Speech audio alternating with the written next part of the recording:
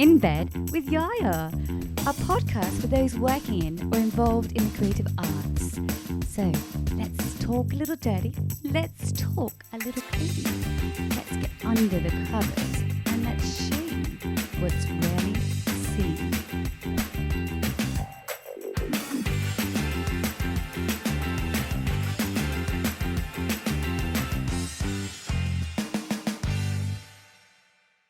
And tonight, on episode 2 of In Bed with YAYA, I have the wonderful poet, writer, artist, and philosopher, Dali London. Dali is a man of mystery and rarely shows his face. So this is a real treat for not only you, but also for me.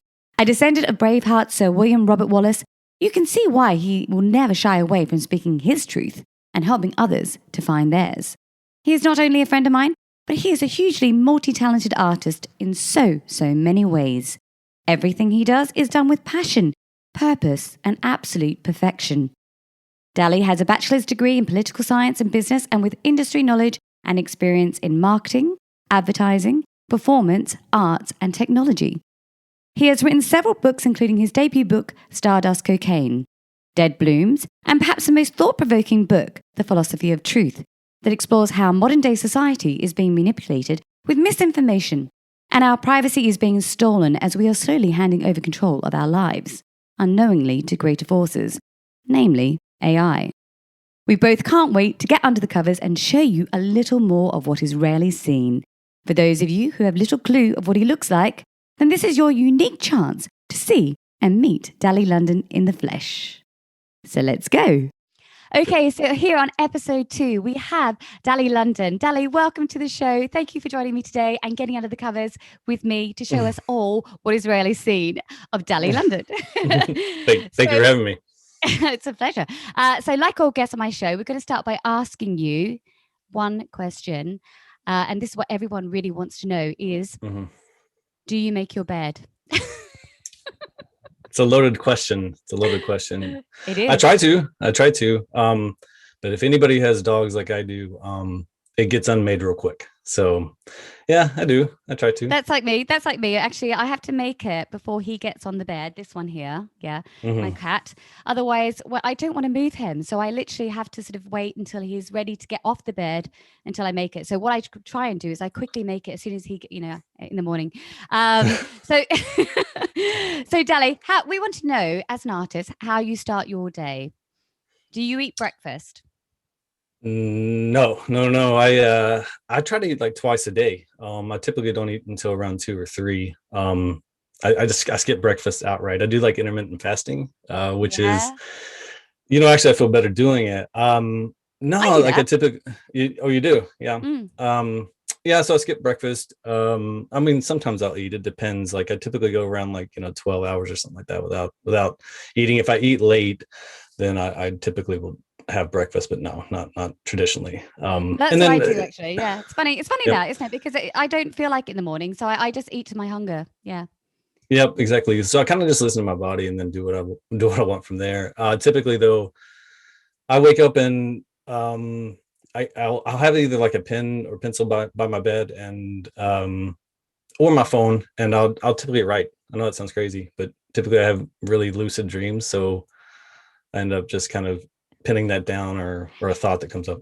So is that something you do every day out of habit? So basically every day you'll be writing. I know that because you're a very prolific writer. So obviously, I'd imagine that you're writing, constantly throughout the day. Is that correct? So no. It's weird. I read this book and I always get the title wrong because I think it's The War of Art, Steve Pressfield. And, I never could define what it was, but he talks about the muses, and I make kind of a reference to that, and that's how it is with me. Is when I could just be like 3 a.m. wake up and it's something that's calling me, and I just have to pin it down, and even if it's just like a thought or whatever. But the odd part is, a lot of them don't make sense, so I have to go back and kind of think about what that was trying to say. But yeah, every day, like I usually wake up and I'll pin a thought that it happened from a dream, or pin a thought that's just kind of calling to me. Throughout the day, though, I don't think you can force writing. doesn't work for me. No, I'm the same, and sometimes it comes. I mean, you're quite lucky because it seems to come all the time, doesn't it? Yeah. Overactive mind, right? Yeah, absolutely. But I'm like that. Sometimes I wake up in the morning and it'll be 3 or 4 o'clock, and I think I just need to write down what it is that I'm feeling at this particular point in time, or I'm bored really, and Mhm. or I just get a sense in my stomach that I need to get whatever it is out there. I don't know. I don't know, but I've Mhm. never forced my writing ever. And some people No, say to me, "Oh, well, you should be like posting at this particular time of day, and you should be posting no, at this particular time, and this many things." And I think, well, that's not who I am, and that's not how I no. want to produce my work. My work comes when it comes. It's Well, not for anyone yeah, else. right. And the interesting part is, I think you can feel it. It's a weird thing. Like you can feel sometimes in I wouldn't say others' writings, but I think you can tell when someone's being authentic with their words and when they Mm, really attach to the word.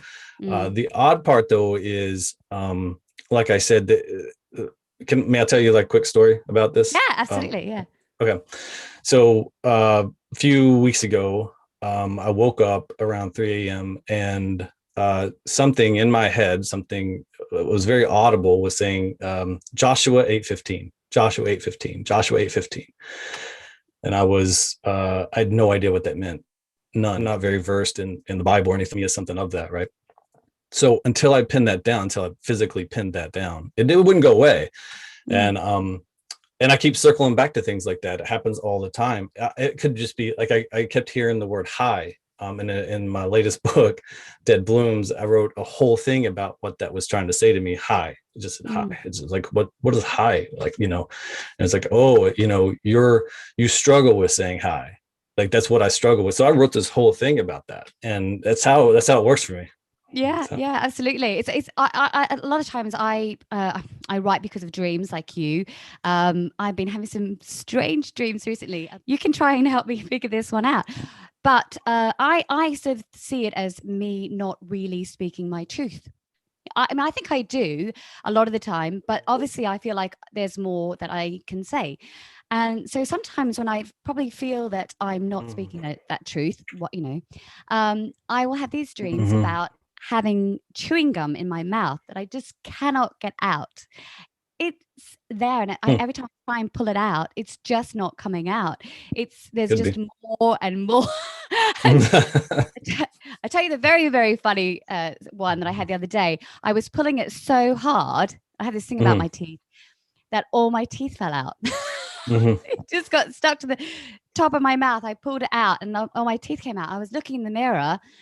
I was like, and there was this really cute guy in my dream. And I was trying to push them back in. And I was like, God, what a time for my teeth to fall out.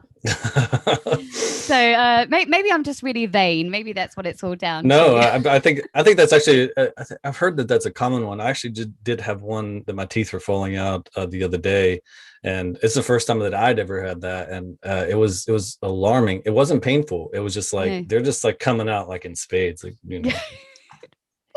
right on, right on. Gummy, gummy. It's quite funny because I was talking to my daughter about it, and I was telling her about this particular sort of dream, and she said, "Oh, but it's okay, mummy, because they like you for your personality."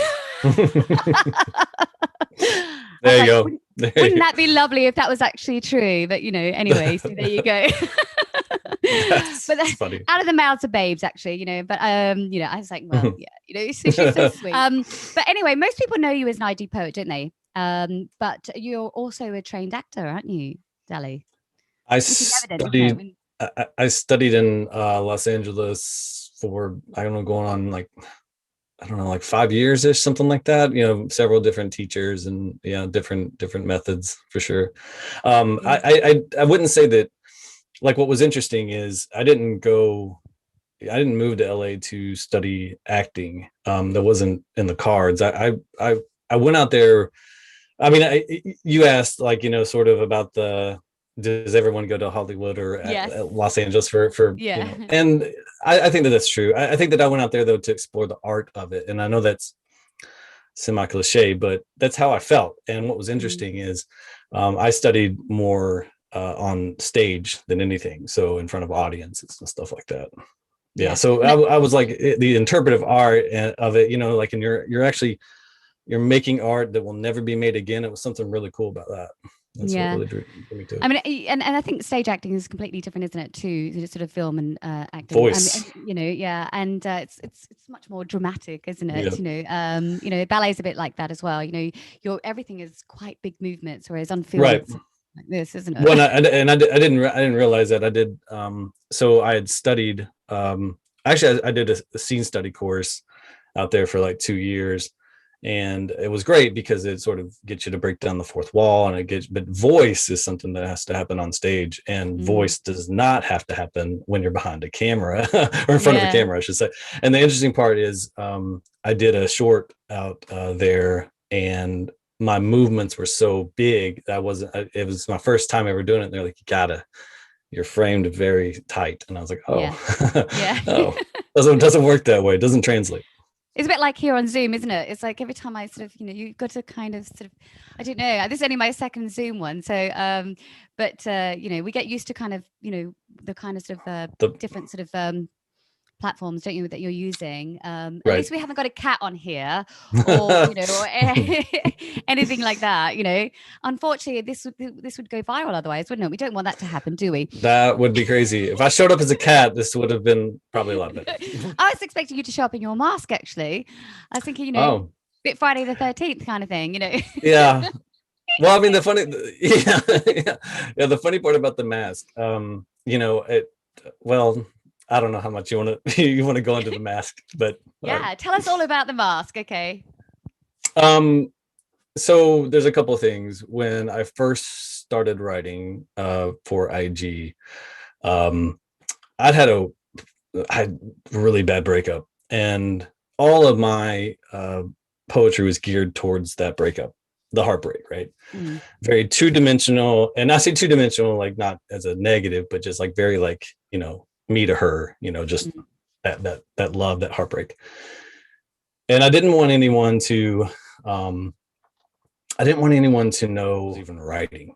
So I never even showed myself. I never showed a mask or anything like that. But for my profile pic, I was like, I'll just throw one up there. I actually think it's quite ridiculous. So there's a bit of a tongue in cheek of it too, especially my last video where it's like I actually made it. I actually like took aluminum foil and plaster, and I made my mold of my face, and I made the mask. So there was a little bid of like a tongue in cheek. Yeah, I did. And the funny part is that I had this whole, before COVID and all this crazy lockdown nonsense, I'd had this whole idea of how I was going to do that. I had this idea, and the idea was that my mask was going to be unique, and I was going to have an audience of like 50 to 100 people hired to follow me down a street down in LA, and all of them wearing a white mask. The idea behind that is that there's individual uniqueness of us. And so I had this whole thing in my head. Then COVID hit, and I was like, well, how do I do it differently? And the last video was that. So I used the mask as a way to still kind of have that anonymity, but I think it's kind of comical. I mean, unless you're like Banksy, who no one knows, or no one claims to know, and you're doing some illegal stuff where you're like graffitiing things. Yeah, there's no reason to wear a mask. I did actually try to sort of put it in some of the promos, but it did look like you were going to murder me. So. Yep. I've had some feedback on that. Matter of fact, if you want to hear something comical, is I was so I had to get this guerrilla crew. And if you know anything about filming on the streets, as soon as a camera lights up, or as soon as people gravitate towards it. But this particular instance, we were on. I don't know if I should say this. Don't worry, we can edit it out, Dali. It's okay. No, it's fine. We were on private property that we weren't supposed to be on, and we actually we kind of jumped into this. It's just a parking structure, but nonetheless, it was all blocked off, and they had cops patrolling it. So we had to duck in and out and stuff like that. But it's hard because not only am I wearing a mask that looks like I'm off my trolley. I'm off my trolley, right? Yeah. But I had a bulletproof vest on that I had custom made that said Dali and London on the back. And so yeah, that did not look like I was doing nice things at night. And No, it was absolutely comical not. because, but think about, like, we filmed that bang bang probably in 30 minutes to half hour, and just proves, the guy who cut it he's really good. He's really quick. It's amazing these days, isn't it, what you can do? Because, I think we're all becoming content creators, aren't we? I mean, Mhm. everyone is a comedian now on TikTok, aren't they? And everyone is, doing their bit to try and sort of, I think particularly during COVID as well. Some of it's down to boredom because obviously they're working from home, or I think, Yep. that, for those of us who've been there already, I think we've been sort of Mhm. creating it for a long period of time. I look back at people who used to laugh at the things that I did, which is dancing on IG and all that kind of stuff. And they're all doing it now. It's like, well, I did that about 3-4 years ago, actually. It's funny you say that, because I noticed a difference in, yeah, it's a compliment to you, by the way. You have done this. You've done that for so long, and I've seen you kind of dancing from the game.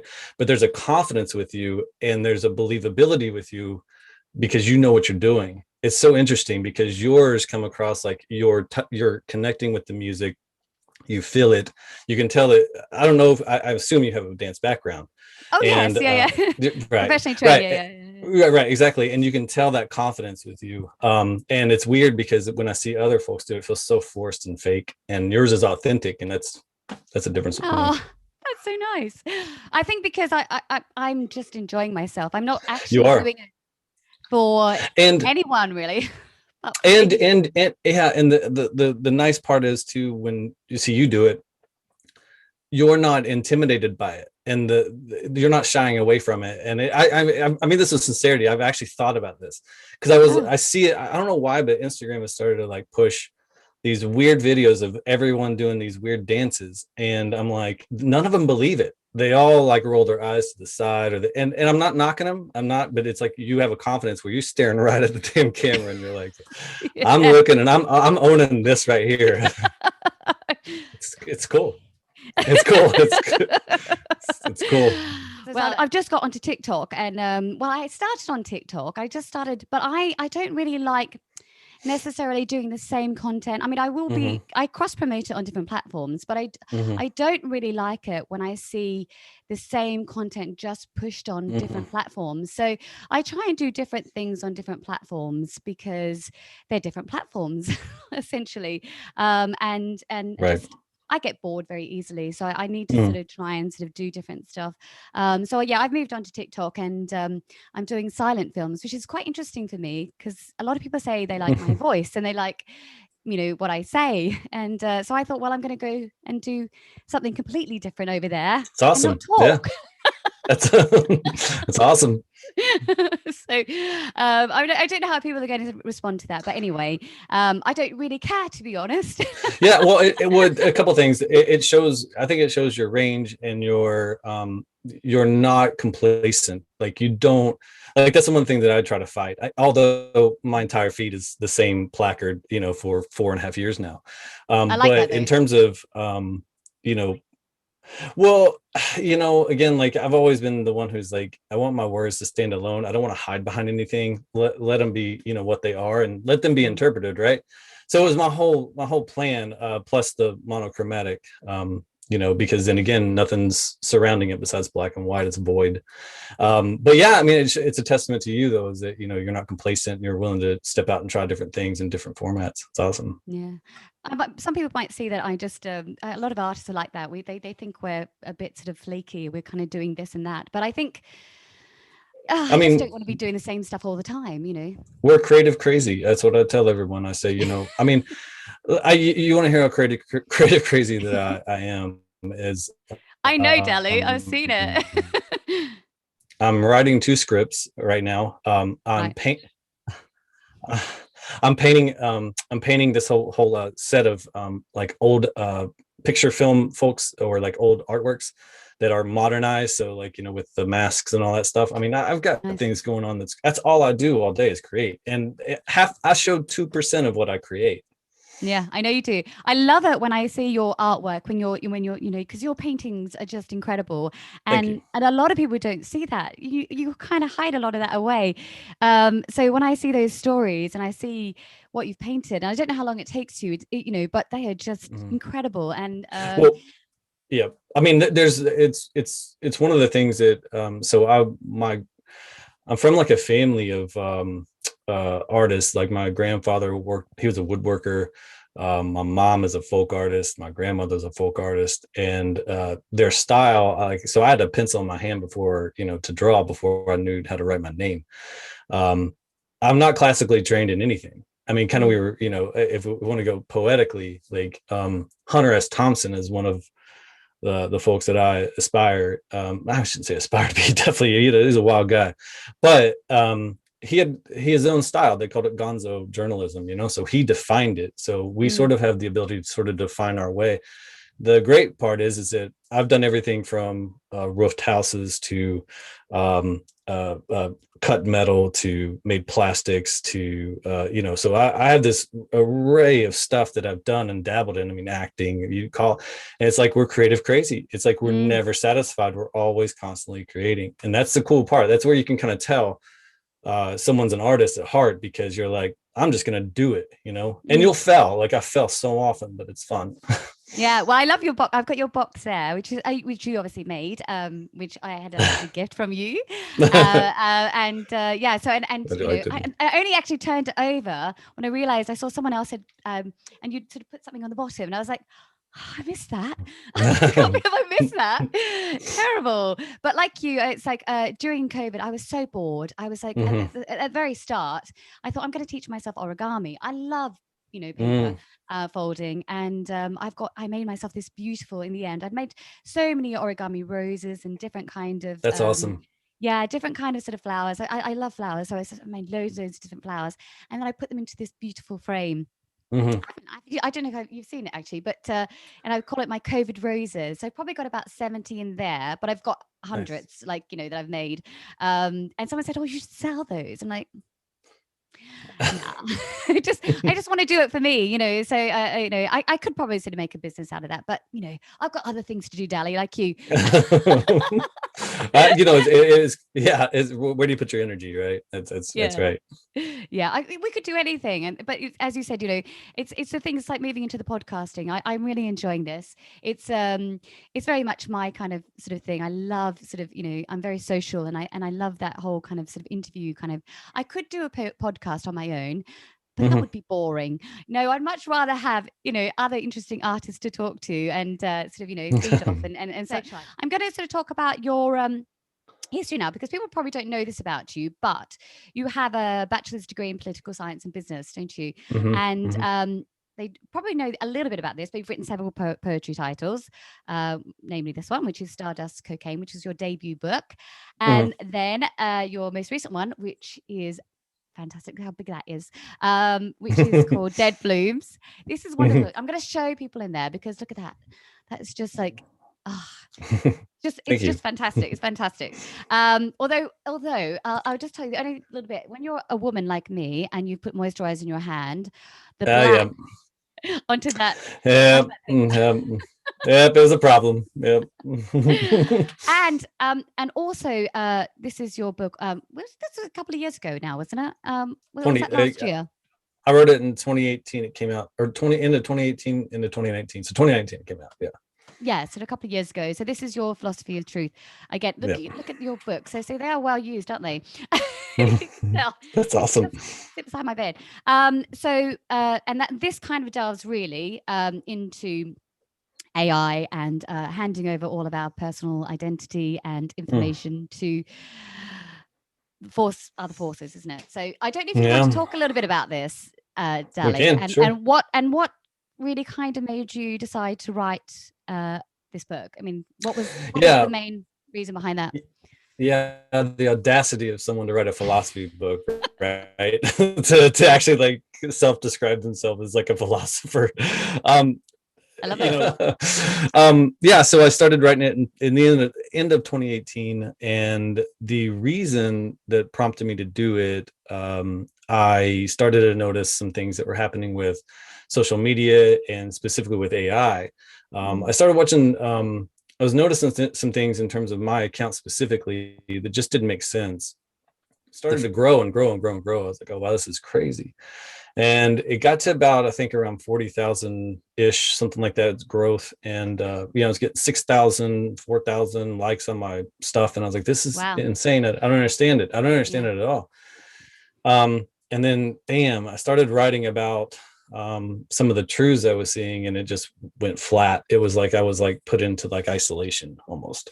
And so I was like, this is crazy. It kind of coincided a little bit with just my getting over the heartbreak and starting to talk about life. I mean, honestly, that's what. So anyways, I just started to notice some of that, and it sort of projected that and going, okay, so what's really happening? The other thing that happened is that I have two phones. I have a phone that's geared towards my art, and one of them I don't do anything with. I have everything locked down. I have a VPN. I have all this Siri turned off and all this stuff. And I was talking to a friend of mine about traveling to Tampa, and I've never been there before. And that phone started to call me with telemarketers from Tampa. So I was like, is it listening to me? Like, and I didn't say like, hey, Siri, nothing. So yeah, that's what happened. And then I said, I need to start to look at this and what's really going on. And then I saw a Google commercial that they were like, hey, you can dance with your emoji. And I said, there's no value to that, none. So they want to scan our bodies, right? They want to have a shape of who we are and to define. And I just know all this stuff is being stored. So once I started doing research, I was like, oh my gosh, this is crazy what's going on. It's really interesting at the moment because I was listening to a conversation I mentioned earlier to you about Clubhouse, and they were telling, and probably about last year sometime, I don't know if you recall, and we were chatting, weren't we, about how suddenly on all of my accounts, I had a ban from promoting any of my work. It just went across just slowly onto each one of them. One had a very small account, and then it just fed across into all of them. One, which is a marketing agency, has nothing to do with anything, and they just banned every single thing attached to me on my Facebook. Probably because of you, Dali. No. No, I have a story about that. Yeah, but it's interesting actually, and I was on Clubhouse. So we're talking about owning your content, because obviously we don't own our content, do we? And you mentioned this in this book. You talk about how it's not ours. It's we're giving it to them, and we are giving it to these different platforms, and they are making money out of it essentially, because we're driving people onto these platforms by delivering content for them. So it's quite interesting where these people who are representing their clients were asking top tier levels at these social media platforms, won't mention who, why their clients were suddenly banned, like no reason, and they couldn't get an answer out of them. They didn't care. They just literally would have 2 million, 3 million contacts on there, and all of a sudden gone in an instant. It's quite interesting, isn't it? Because they're supposed to be by their very nature social interactions, these platforms, but they're a faceless organization, aren't they? Most of them. You can't contact anyone. I have tried and tried and tried to understand why my accounts are no longer able to promote. It doesn't bother me so much because I don't earn money out of it, but if I wanted to, I'm not allowed to unless I send in my ID, which I'm not going to do.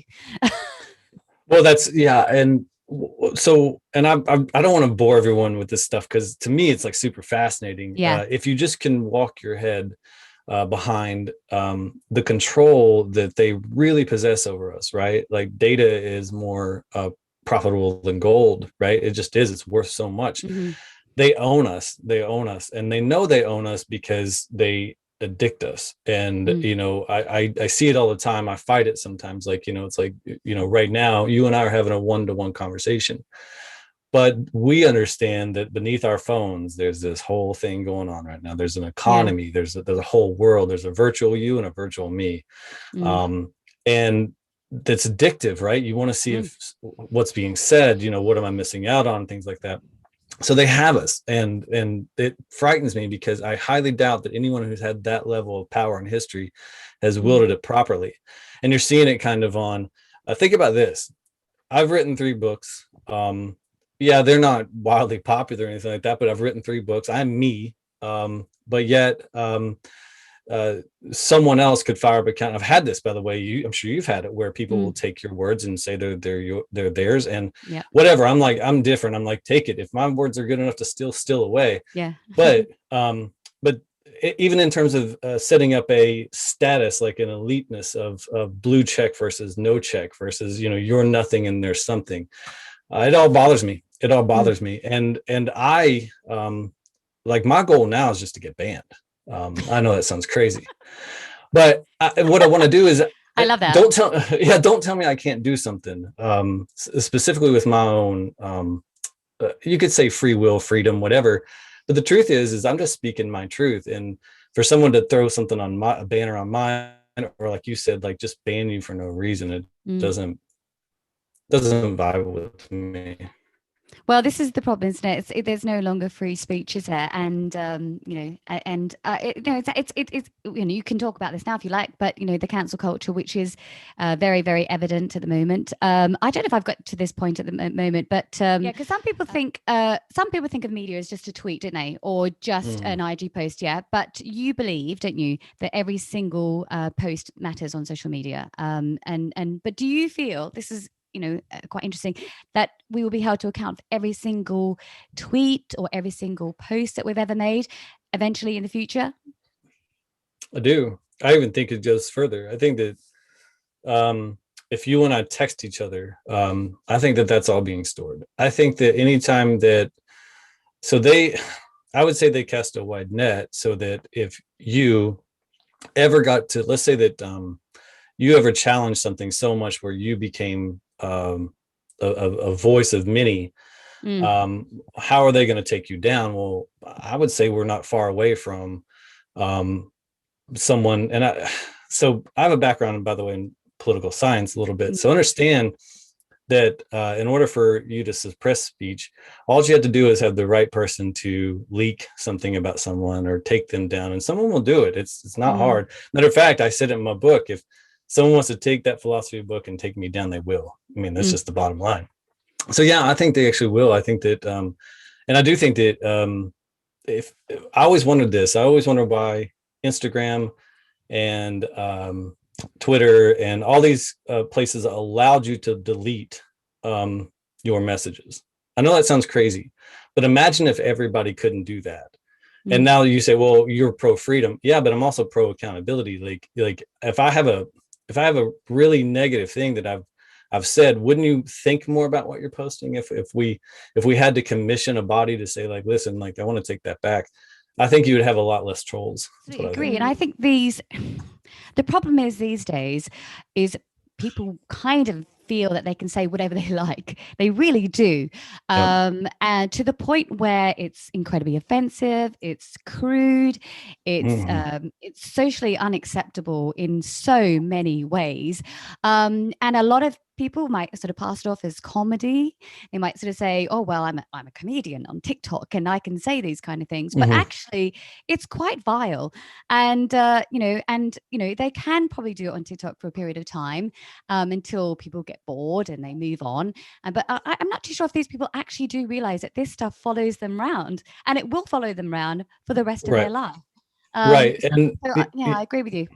Yeah, and I mean, like I'm for everyone to be able to say whatever they want to say. And as a matter of fact, I wrote a post, I don't know, it was a year plus ago, where I said, I'm so pro you being able to say whatever you want. You can call me, I won't cuss on here, but you can call me a joke, and I it's fine, do it. Like, I mean, if you dislike me, hate me, do it, whatever. But you're right. Like the thing is, you can't, there's going to be something at some point, and some that our privacy, it's definitely no longer private. I mean, we don't have any privacy. I mean, they're listening to everything we're doing. I mean, I told you the thing about where my art phone starts calling me from Tampa. How did it know? I mean, well, it was listening. And that's terrifying to me. So then I think privacy, I actually think one of the reasons why Instagram and all these places are going to fail is because we're going to get smaller. Communities are going to get it's going to be prohibition again, where we're just kind of like, we want our privacy in smaller groups, trust who we can trust, et cetera, et cetera.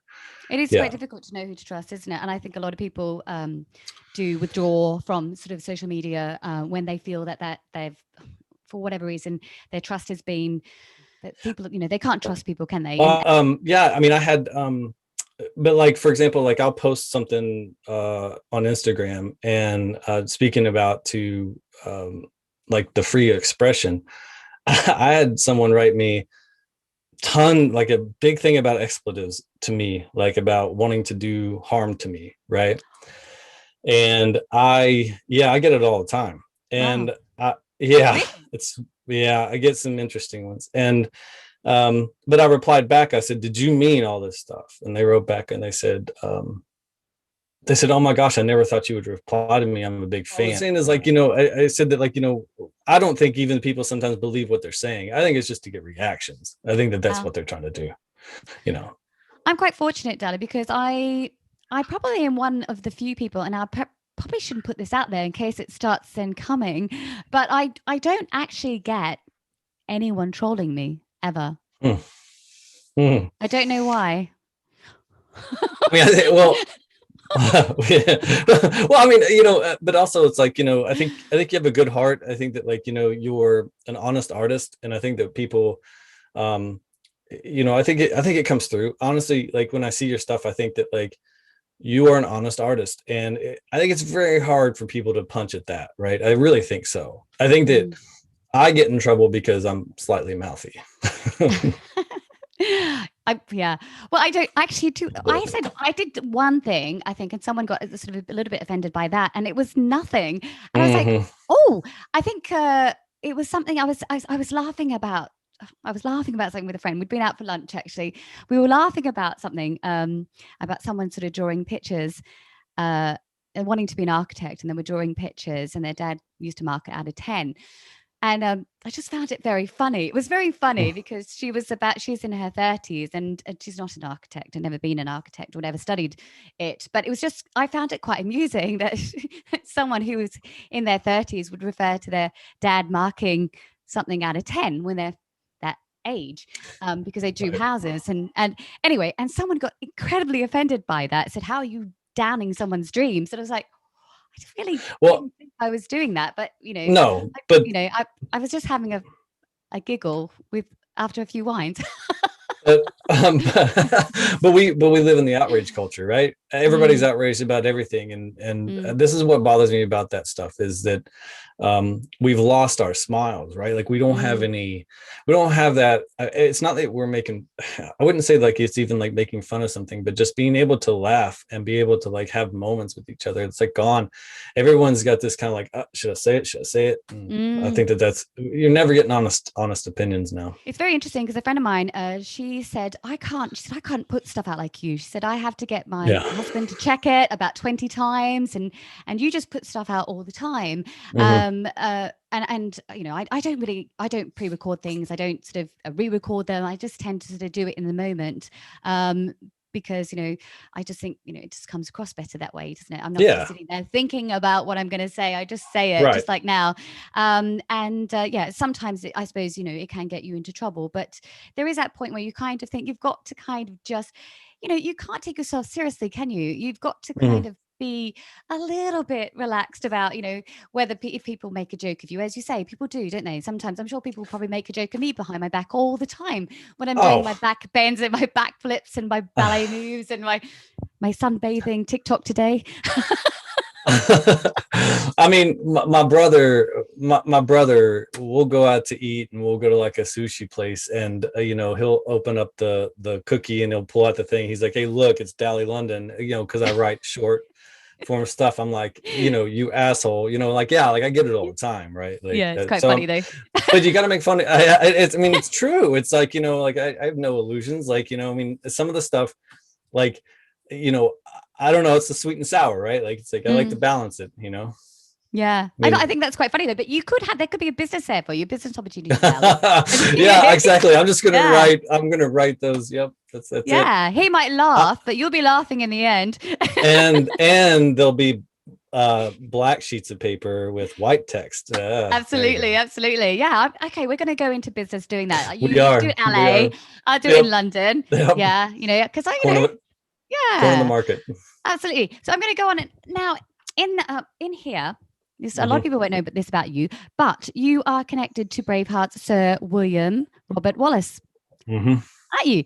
And the interesting thing is you talk about this because you were talking about how you went under, or you went through the experience of trying to get your DNA sort of, lineage. You were trying to look at, that, from a a DNA sort of perspective. You didn't do that in the end though, because of the consequences of perhaps someone having your DNA. But can you tell us a little bit about your connection to him, or what happened there? Yep. So this dates back a long time ago. My grandmother was my grandmother and my aunt were into genealogy. They actually put boots on the ground and went. They traveled and they went to graveyards and they went to. My aunt was a professor at Emory University, and so they opened the books. They went to the grave sites. They visited with people, dated it all the way back, and this predated the movie, so I didn't know. I mean, it didn't make any sense to me. I just thought it was really cool that my uncle's name is William Robert Wallace, so it follows us all the way through. So I was like, I want to prove it, right? I was like, I need to prove this because I've been saying this for so long. But nope, I got to their terms of service and I was like, they're going to steal my DNA. I mean, they literally say on their terms of service that they're just going to take your DNA. And I was like, no, I'm not going to do it. I'll live with my grandmother's story that's true, because I mean, I have the paperwork. I mean, I can see it. I just, it's not 23andMe. Yeah, but exactly. This way you've got to kind of think, is it worth it long term? If I actually, and it is just, is that it's like a battle with your ego, essentially, isn't it? Sort of saying, I want to prove this so I can tell everyone that it's actually, really true, but actually, at what cost, so. Well, to be honest with you, like, I believe what they found. I really wasn't trying to figure that out. Like you said, like, I wasn't trying to, it was not necessarily I was trying to prove it, but I don't know anything about my dad's side. So I was like, I need to see what's the other half. And and it would have been cool, like, if I proved or disproved, but I was like, I just want to see. I'm so fascinated by history and who we are and where we came from, and are we real? That I just want to like, I was like, I really want to connect to that. But then when you notice that, like, so for example, 23andMe just got they're basically Google. So now Google owns your DNA. Look, you can't hide from it. We're becoming cyborgs, right? So eventually you're going to have to bend the knee at some point. Just depends on if you do it yourself. And I just decided I wouldn't do it. I'm with you on that, actually. I've sort of thought about it. I've read a lot about it and sort of thought, actually, do you know what? I'd rather just die without knowing. Yeah. The sort of natural way. I think I'm connected. My surname is like connected to the keeper of the king's wardrobe. It's Wardrop. This is my sort of pre-married name. It's but I don't want to find that out, really. I know that I've got a coat of arms and all that kind of stuff, but yeah, I'll just keep it in Scotland, where it exactly where it should stay, in Edinburgh Castle. Yep, exactly. You open up the books there, and you do see lots of wardrops in there, and I think that's enough for me. That's all I need to know. So. I mean, my uncle's William Robert Wallace. Just throw that "sir" on him, and we got it. Absolutely, yeah. So yeah, exactly. So I'm going to talk about something quite serious now, because you and I were chatting about this the other day, and you've had a personal experience recently. But with this lockdown and with all the stuff going on in the last year, there's been a huge increase across the globe in suicide, and the effects of, and you speak a lot about loneliness and isolation and all sorts of kind of other things, particularly in Dead Blooms. How do you think we're going to be able to tackle this loneliness? Because obviously it's just become sort of, more exaggerated with our lockdowns. But everyone has been lonely for a very long time. And I think loneliness is growing. I mean, that's why we have all these dating apps, and they don't seem to be helping us, do they, at all, in terms of loneliness? It only seems to be making it worse. So how do you think we could tackle loneliness, in the future? Or is it just going to be an ever increasing epidemic? I think so there's two tracks on this. One is I've always been sort of an outsider loner. right? And even this isolation is getting to me. Mm. And it's because, you know, eventually at some point it's like you need that human interaction. Even if I was just going to a dive bar to be around people, or just even like talk to the bartender or whatever, at least I was talking to people. And but no, I think it's only going to get worse. I think it's going to get way worse. And I think that I think that I shouldn't I think that we are evolving ourselves backwards into sort of these digital caves, if you will, so that we are attached to the phone. And I don't think there's a way out of it. I really don't. Matter of fact, I don't even think there's a demand or desire for it. I think that we're just becoming less healthy and more controlled. And I think that that's not going to stop. We might be the last. Yeah, we might be the last people who actually experience an offline analog life. So that's interesting. It's interesting because it's almost like Wall-E, isn't it? It is. It does feel, you know, these films do actually, you know, predict the future, because, you know, in some respects, I look at some people's Facebook posts, and they also say things like, "Oh, I really love this. I really love the fact that I'm not touching people. I don't like people touching me," and all sorts of other things. So some people are sort of enjoying the whole kind of sort of sense of space that they're getting from other people, because they might be introverts. Or you've got people like me who are desperate to touch people. I love touching people. I always touch people. So if I can, I love the hugs. I love the, you know, the physical contact. Yeah, I mean, it's going to be harder for extroverts, right? Massively harder. And introverts, I mean, I'm an introvert, although like if I get comfortable, like I'm outgoing, like I like to think I'm funny and fun. Not always, but you know, the point is that we're actively seeing that, right? How much it's affecting people. We're actively seeing how much that they're being affected by all this stuff, and no one talks about it, you know, and no one talks about our isolation, about what it's doing to kids and stuff like that. It's like it's just kind of shoved to the side and being like, oh well, you know, we got to because of I won't talk about the X disease thing, but yeah, I mean, it's just like I think that like we've almost become conditioned to our cyborg ways. You lost me there. It went complete. It was. I was like, did I say something bad? You were like this.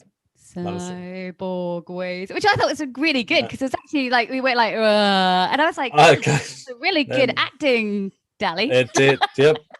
Just turn that on real quick. Yeah. So yeah, you go from the sort of cyborg ways, kind of like Yeah, I don't think we're ever coming out of it. I mean, because of that, I mean, think about it. We're just conditioned, and you know, I wish that it was different. I wish to think, like for me personally, we've sped up so much in let's say 30 years. We've sped up so much that imagine the holograms. Like, am I going to be able to, like, you know, do this interview as a hologram right beside you? Probably. We're probably going to like it. That's cool. Yeah. I'll TikTok my way over to your house. I like that. Actually, I did a little dance with a little holographic thing the other day. Did you see that? It was like, I don't think I saw that. No, that was awesome. Quite good. Yeah, I do like some of those filters actually, and I put them on, and I was actually dancing with myself, and you know, I didn't really kind of plan. I never plan any of my dances. I just literally just stick the music on. I'm not one of those ones that do those kind of whatever they do. Right. I just kind of go with the music, you know. Well, the argument though is that the filter, like you said, like it's fun, like, and I'm not trying to strip away the fun of all this stuff. I'm just trying to say that what's behind the fun, you know, like what you know, again, and some will go, I have a lot of friends who say, well, who gives a shit, right? Like, who cares about, you know. True. And I'm like, people say, I'm like, that's fine, that's fair, like, but yeah, don't say I didn't warn you. Well, yeah. Yeah. Don't say I didn't try. They'll be like, this will be like, you know, no, they'll be burning that book, won't they? They will be burning it. They will be burning it. Yeah. They read certain things and there will be burned. That's for sure. That's the intent, isn't it? That's the goal, Dally. That's the goal. It is. Yeah. So, A lot of people, I would say a lot of people have only ever read your words and seen some book promos. Yeah. But we're going to find out a little bit about what you do during the day. Now, you've already kind of said what you do during the day. You literally just create all day, Mhm. like poetry. So tell you, do you create all day? Is that what you're doing? I mean, do you sleep at all? No. Yeah, well, it's so weird, like you say that, because I struggle with sleep. Yeah. I'm one of those folks who lay in bed and then I start to think about, random things, and I'll tease that out and I'll say, well, God, I got to write this down. And then I start to have the idea. I mean, the other night, like I said, it just sparked in my head that I was like, I want to write a script, and I wanted to write a script that talked about everything that's going on right now. And I was Mm. like, well, why do I want to write a script? I was like, well, because idiot, you just wrote a book. I was like, what are you going to do with that? And I have no place for this energy to go. So I'm just like, all right, man, like, you're going to start writing a script that goes nowhere. Probably won't be made. But yeah, so I create all day. So let me back that up, because it doesn't make sense, right? You can't create all day. You just be No. zapped. Yeah. But I mean, I take breaks, but so I told you before, my mom, my whole family, they're artists. So they're super talented in terms of like painting and folk art and things like that. And I never really gravitated towards it. So what I ended up doing was kind of figuring out the digital side of it. So I started to kind of like, how can I apply my art to the digital side? Mm. And so I create all day. I'll make graphics. I'll have a lot of failures though. I mean, like, obviously. So like, for example, I'm working on a graphic that I'm going to pair with my words for tomorrow. I'm working on that right now. I was doing that Yeah. before I got on here. So Yeah. it takes me a couple of days to make these sometimes, and a lot of failures. So yeah. Yep. Yeah, but you're like me. I'm very much like you, and I think it's just got that creative brain that you're just constantly thinking, I want to do that, want to do that, want to do that. And Yep. sometimes I think, oh, I really don't want to sleep, because it's, for me, it's boring. So I will wake It's up early and then sort of get my phone. And people think you're on your phone all the time, but actually, when I'm on my phone, I'm creating. I'm doing stuff on it all the time. I'm not sitting there sort of looking at what other people are doing all the time. I'm usually using it either to write on, or to create, or whatever it is, or plan my next move. But I'm going to give you some quick fire questions, okay? Just so we get to, well, before we get to that, I want you to explain a little bit about what your cross swords mean. Okay. So I don't know if you can see that, but there's a sword here, right? That Yep. goes all the way up. Okay, Yep. so that's William Wallace's sword. Uh-huh. So That makes yeah, sense. yep. So what I wanted to say is that I'm the new sword and that he's the old sword. So I just crossed him and said that's the family lineage. There you From him go. to me. Yeah, bookends. So people probably don't know about you. That's quite fascinating, isn't it? So, and then you've got quite a few tattoos there, Deli, haven't you? So what do they all have significant meanings then? Yeah, so you've got your rabbit there. I've got the rabbit. I got infinity. I have the heart and so what I did there is that when I find a soulmate, I'll fill that bad boy in once Oh, we that's once I so, find the soulmate. Um, so that's going to be filled in when you have a soulmate. yeah, Yeah. I got that one super drunk, just so you know. Oh. Yeah, that's what I planned. That's the Wallace crest. That's "Death makes angels of us all," which is my favorite quote. That's from Jim Morrison. Ah, Um, and then my friend, I met someone who was a shaman, and we talked about some different things. And this is a I Ching that is water over fire, and it's a balance in life. nice. And then the skull is what it is, and then Yeah. Wallace is obviously that. And then I've got Yeah. Chewy because he was a dog I rescued, and he was the first dog to ever bite me, but he was just scared of people. Yeah. And uh and I turned it around, and he became like my best friend ever. And I lost him in 2019, and Mm. but he's my right hand man, so that's why I got Remember him in that. there. Yeah, it's still there with you. He's still there with you. It's like this one. He's a rescue cat, but Yeah. yeah, he likes to bite me. The other day he bit me, well, quite bad actually. I couldn't get them out. I was like trying to actually get his head off my hand. He came in the other night fighting. He is such a little fighter, and he's, yeah. You wouldn't think so to look at him now, would you? Looks like No, like this no. innocent, lovely little No, black so cat. that's what I love about cats though. Cats, you can just be petting it, it's like, loving you to death, and then like Yeah. boom, like on you. Yeah. Yeah. I think it's affection, that's why I'm going to say it. Yeah. It's something. So I'm going to give you some quick fire questions. They don't need to be long answers, but I think that the first one is definitely right up your street. Truth or dare? I wouldn't truth. I mean, and also like I kind of think they're the same thing, aren't they, in a way? Because doesn't truth reveal something that's sort of a dare? If Yeah, you want it yeah, to be. true. Yeah, absolutely. So yeah, but I knew you'd go for truth anyway.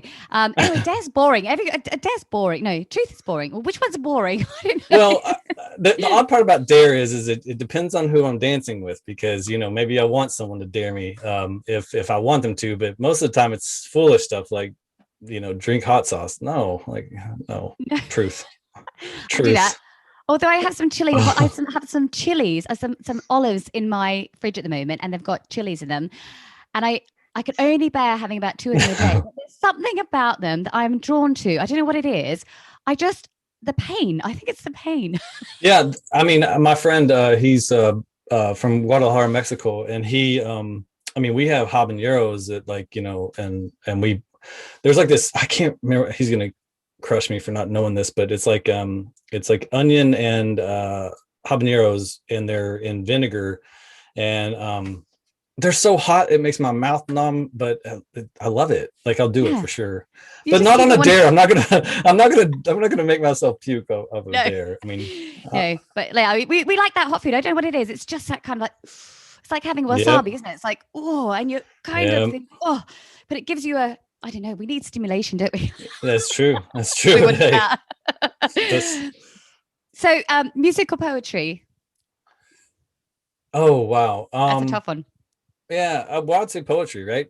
Because isn't music poetry? I mean, it is. Yeah.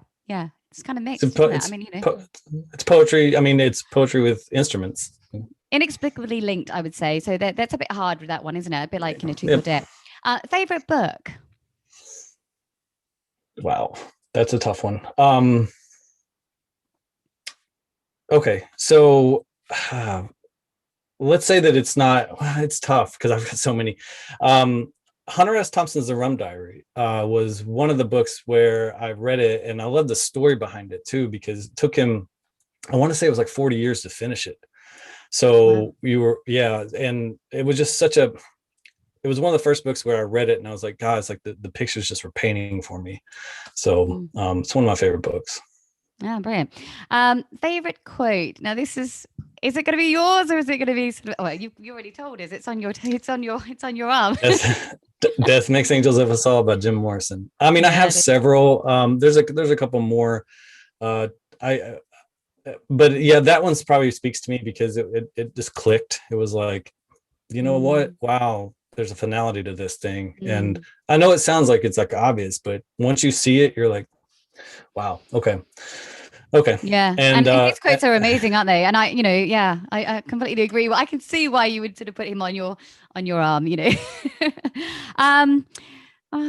this is a difficult one because I don't think you'll say any. Favorite social media platform? Is none an option? No, I'm kidding. Favorite social media platform? Instagram, probably. I mean, just because it's the only place I am. Although really? I just set up have you ever heard of Locals? Have you heard of that before? Yeah, maybe. I think I've heard it briefly, but I'm not sure what it is. So Locals is I'm trying it out. It's interesting. It sort of makes you your ownership of your own content and your own community, which is neat because I feel like and it's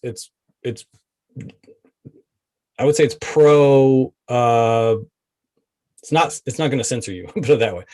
So you can kind of have like real informed dialogues with people who are like minds. It's just the difficult part is I think it's sort of set up for followings already because people are already attracted to that. So it's like kind of ice skating up a hill a little bit, but anyways, I'm trying it out too. We'll see. Yeah, I think there's another platform that's similar to that as well. I'm trying to remember. It starts with P. I'll get to that actually. Oh yeah, yeah. Do you know the one I Yeah, mean? but aren't they the ones kicked off of Amazon kicked them off? Isn't that right? Yeah, probably. That sounds about right. Yeah. Yeah. They But went too hard. they're doing the sort of same kind of thing where you own your own content, and but then you've got OnlyFans as well, and all sorts of other sort of ones these days. Yeah, I mean, there's definitely there's definitely interesting ones out there. That's for sure. It's right now. It's right now the market's going to open up, and you're seeing it with Clubhouse and different things like that. Yeah. So definitely sort of taking the sort of the platforms. It's just they're scattering everywhere now, aren't they? Right. Love or lust? How many drinks have I had? No, I'm kidding. No, I definitely love. I mean, but it's interesting because I think they sort of absorb each other, a little bit. Do you think we start off with lust and then it's obviously love, or is it love and then it's? I mean, I've read an interesting book about lust, and it was by a rabbi, and he said we need to maintain that lust, and they do in the sort of Jewish community. They sort of keep that sort of sense of mystery going for the whole time to keep the love. So it's kind of like, again, inextricably linked. The two are kind of the same thing. Aren't they? You know what? This is how my mind works. I am confused about what love is. And I think that like it's so different. It's like a hall of mirrors, right? Like, it's like to one person it may look a lot like lust, to someone else it may look like, friendship, and possibly all of them too, right? Like, so it's weird. It's like someone asking you about, like, to define time. I don't know what time is. So I've just had to move my legs because my ankle is about to. I have these very, very strange ankles, and they hurt when they're sort of crossed underneath me for a period of time. So no, it's all good. It's all good. I was sitting there thinking, it's really hurting. I've got to move it, otherwise I'm really going to be in trouble tomorrow. It's all good. So yeah, they are. You write a lot about that in here, and I don't know if I've asked you. I've probably skipped that one. I wanted you to define love, actually. Oh, here, I'm going to go back. Okay, I'm going to go back, even though I'm doing those quick fire questions because this is my show, so I can do whatever I like. You say, I wonder if love is the angel of lust. Yeah, because how the hell do we want something we can barely trust? Sorry, it's a bit small. Love is undoubtedly true, even though I've absolutely mistaken that feeling with a few. So I just wanted to go back to that because obviously we're talking about love and lust. Right. And I say, people always say love is the answer, to all our worldly problems, don't they? But do you believe that's strictly true, or? I mean, I think love helps, but I don't know. I think it's cliche. I think it's like, we want to believe it. And sure, like, I think it helps. I do think it helps. But I think logic and the Socratic method of questioning everything is how we get back, some of this. And love, I mean, sure, like it's nice, and it's nice to say, but I think it's one of those things that you can't attach to. Unless it's there, right? I mean, you can say it, like, it's kind of interesting because I think it's used. It's a utility as well. It's like it's used to sort of shake people out of it. And maybe it's an abstract concept that can get them, behind something. If you say, lead with love, who would say no? They would say, let's lead with hate. Yeah, let's go. Yeah, let's lead with some hate. Let's go with some hate. Although I did just write the post about, I'm filled with hate. So I don't know. You did, yeah. Yesterday, wasn't it? Yesterday, yeah. Yep, I'm filled with hate, isn't it? Or I'm filled with hate. Yep. I like that one. Yeah. So yeah. But then I'm going to go into this one. It says, in Dead Blooms, you write, the best love is the love that can kill you. Yeah. Mm-hmm. Is this your definition of true love? The one that, if it ended, it would sincerely break our hearts. Is that how you feel? Well, I mean, it's like, to be poetic is, technically you're handing your heart over to someone else, right? To destroy. Yeah. I think that's true. I think that if you're capable of saying you could kill me by, letting me go or breaking the bond. Yeah. I mean, I think that's, I was just saying, like, if you hand your heart over to somebody, that gives them the opportunity to control you, right? Control your love and your emotions and your feelings. Then you become a unit that could kill you, and they have the same capability that power over you, right? So I mean, I think that's probably true. It is. And I think that's the thing, is when we go into those kind of relationships and we do fall in love, we do on the understanding that this is, and that's why it's always quite scary, isn't it? Because you think, this person does have the potential to destroy me. Right. They really do, because, yeah. I'm giving it to them. I'm actually Right. handing them over this authority to destroy me if they choose to do so. And it's quite scary. And I think that's why some people sort of, withdraw or pull back or say, look, actually, I could do without that. I could do without it, Yeah. Yeah. And the, the end of that statement, about it, mistakenly giving that away to a few is that, when you mistake that, and you are all in, and that you've given yourself over, I'm learning a little bit about that still, that like, it's really my fault. It's my fault because, we all can pay attention to those signals, and then it's like, I chose to do that, and I chose to dive in, and but at the same time, it's like I've mistaken it, and it's brutal. I've been in some dark places after it, and it's weird like I said, like when I said that about the trust, is how can we trust love? Because love will and can destroy us too. It's got an evil part to it. So yeah, it is. It's horrible, isn't it? It's horrible to think about, but it is very, very true. And I think the problem is, it is your choice, isn't it? At the end of the day, you are making that choice to do it. No one else is forcing you to do it. It is, it is all your own doing. And so, sometimes people like to blame the other person for breaking their heart. But at the end of the day, no one owns us. No one is, we attach ourselves to people because we want to do that, Right. And I'm getting to the point where I'm noticing that if I truly love someone, like if they didn't love me back, but I love them, I'm not jealous. And as a matter of fact, I'm now like celebratory that they were able to find someone that they loved and that it worked. I was bitter when I wouldn't say bitter, but I was coming through the bitterness of that in my first book. And then I was like, why do I feel that way? Like if you love something, I mean, what's the old cliche? If you love something, let it go. Yeah. Well, if you love someone too, you want to celebrate the fact that they were able to find somebody. It's not you. Your ego is the only thing that's saying that it should be you. Because the truth is, if you love someone, you want to see that they're happy, don't you?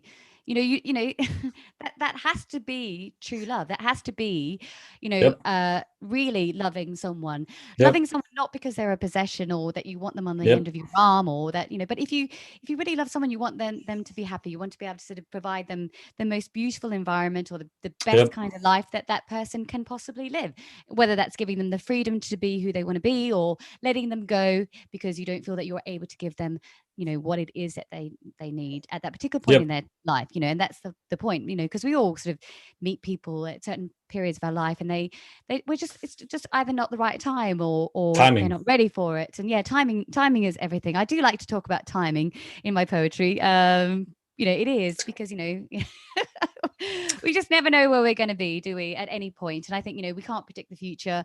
I don't know if we're going to talk about that. I did actually write this down somewhere about the past, because you do make some references to that in Dead Blooms about sort of the past. And there was a really good quote, and I'm not too sure I've written it down now. I think I left it out of the question, so now I'm a bit annoyed because I can't remember it. And if I haven't written it down, I'm not going to remember it because my brain is full of too much stuff. But anyway. I'm going to go back to some quick fire questions. Now, I kind of probably have an idea of this, but I may be surprised. But what turns you on?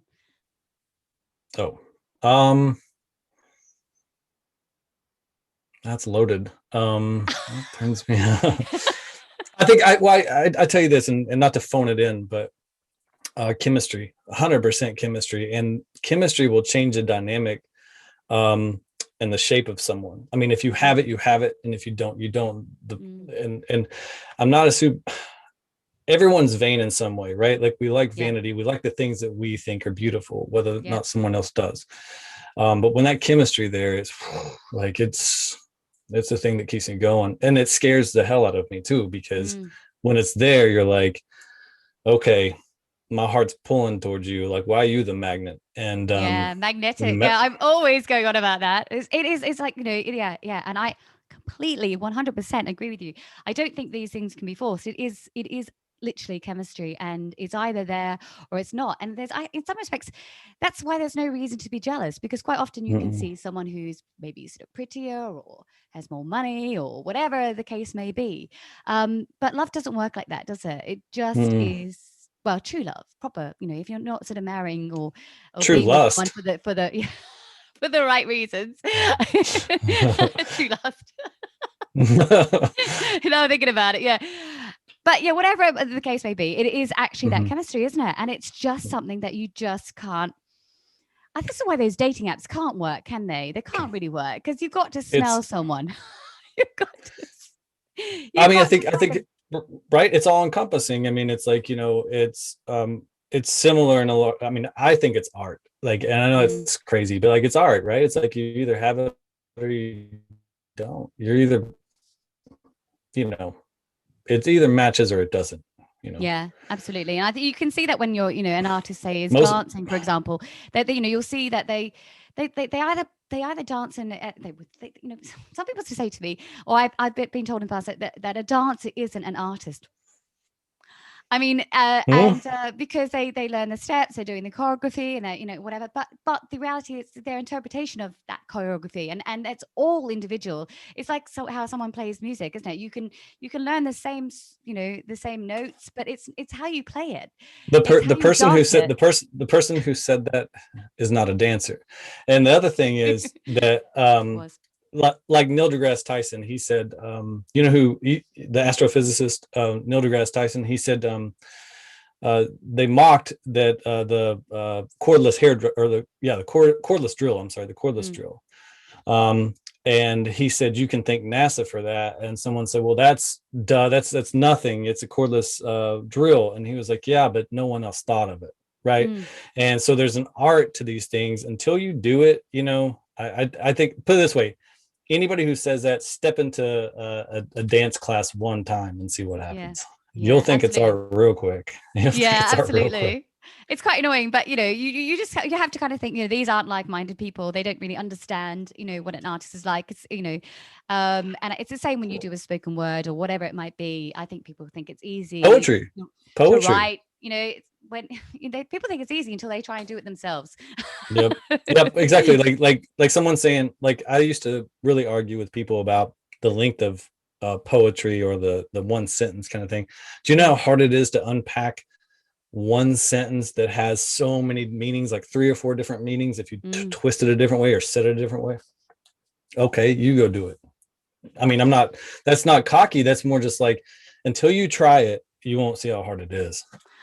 I think that they're sort of so there's some of that micro poetry, let's face it, Dali, it is not that great, is it, out there? And I I think they're probably referring to that kind of stuff, which is a little bit about like some, we all know what it is, isn't it? And it does get like millions of views or whatever it happens to be, and it's just saying, it will say 4 words really, which are just very common in the English language, but you don't do that. The way you sort of mix your words, and it's just fascinating. And I think you cannot apply the same kind of rules to your work that other people are doing, because they can't do it. They can't do it like you do it. Well, yeah, and also, like, to piggyback off that, it's when I very first started, I was completely shy about showing the inner monologue, right? So we all have written a play, but none of us want to talk about that inner monologue, or at least, you don't want to put yourself out there long form wise and say like, well, here's what I think. But I like to do that variability, and you're right. Like, we're all unique. It's like you said, I think earlier, that sometimes it's like, we're creators, right? So we're going to fail. Like, I look at Instagram as the gym. I'm working out my mind and I'm working out my words. You might even see some of what I've written before in the book that I've changed, because like, I'll think about it, but it's a gym, it's going to the gym. And I think that's the thing. You've just got to do it, don't you? Some people say to me, "Oh, I really want to write. I really wish I was, they've got their English lit degrees and whatever." And they said, "I'm afraid of putting my words out there in case people don't like it." And I'm like, "Well, why does it matter if people like it or not? Just put it out there." Fun fact: they're not going to like it. A lot of people aren't going to like it. and people will sort of judge you and they'll comment. And I mean, I write a lot of sort of my captions, and I've just got used to that kind of whole sort of feeling that, you know, some people will like it, some people won't like it. And you know what? It doesn't really matter in the end, as long as I'm doing it and I'm happy and I'm creating, and that's the whole point.